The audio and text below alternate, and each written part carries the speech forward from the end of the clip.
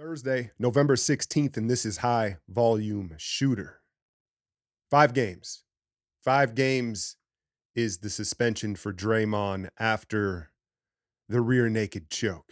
He should have swept the leg. My guy Dave, shout out if he's listening. We grew up together in the Bay. He's got a black belt in jits, real legit black belt. He's talking about that rear naked was a little bit sus, right? It should have swept the leg. That's tough. 7'2", but nah. Jokes aside, listen, man. To me, Dub Nation, like Warrior fans trying to defend Draymond right now, y'all look crazy. Y'all look crazy.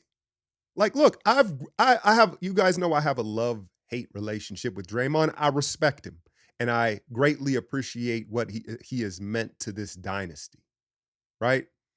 But at the same time, like, it is what it is. First of all, you don't sound tough on Twitter or on social media saying, "Oh, you got to ride. You got to do Draymond. Like, I know the coach." That you don't sound tough doing that.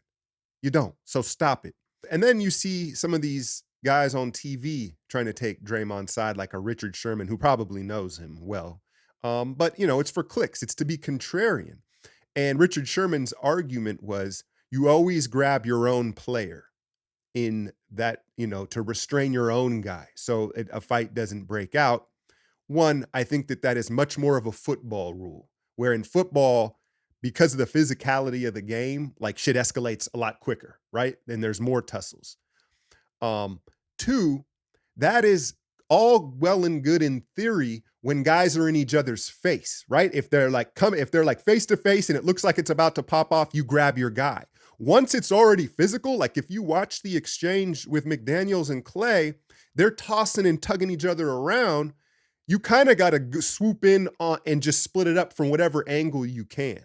That's been my experience in tussles, for a lack of a better term. So I'm not really buying that. I get that this whole street code thing and code of this. Come on, man. And again, I'm not here to kill Draymond. Like I get him not liking Rudy, intensity's up. They're trying to be tougher. Like I'm not here to kill Draymond about it, but I'm not going to sit here and complain about. That's the other thing I saw was a lot of people like showing what was it, like Ben Simmons and Towns, not Siakam, Serge Ibaka was throwing hands on somebody in Cleveland years ago, and they're like, they only got this two games, or they only got that. I don't know how many times I have to explain this. This is how the world works. Draymond has earned this reputation. And so, yeah, the punishment's going to be more. Like, look at the track record. And I'm not here to say get Draymond out. I saw, he missed the game against Denver. He gets tossed against Cleveland. Then he gets tossed again against Minnesota.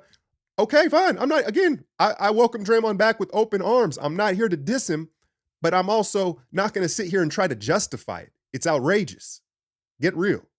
All right, rant is over. Rant is over. So now we can focus on the team and what matters, right? 5 games, that's tough, man. You look at the schedule, Houston's rolling, 2 against OKC, Phoenix. Like we could be staring at a tough losing streak here, but find the opportunity in your misfortune. You see how well Dario is doing with an extended role, at least offensively, how dynamic he is. This means more trace, right? And this is time for Kuminga to seize the moment. We've all been waiting, and there's been kind of, that's one thing you always hear, smart people say is like, it's not linear. The trajectory of a young player and their skill, it's not linear. It's up and down, right? And like Kuminga coming into the season, I think we were all kind of like foaming at the mouth, like it's time. And then it just hasn't quite evolved that way yet. The perimeter shooting, we talked about that, but he's got to seize this opportunity. What about Usman Garuba? He hasn't even been in uniform, right? He has a two-way. I did a breakdown in the VIP section of that home opener for the Santa Cruz G League team. What is it? The C-Dubs? And because Pajemski and Trace, they were out there dominating.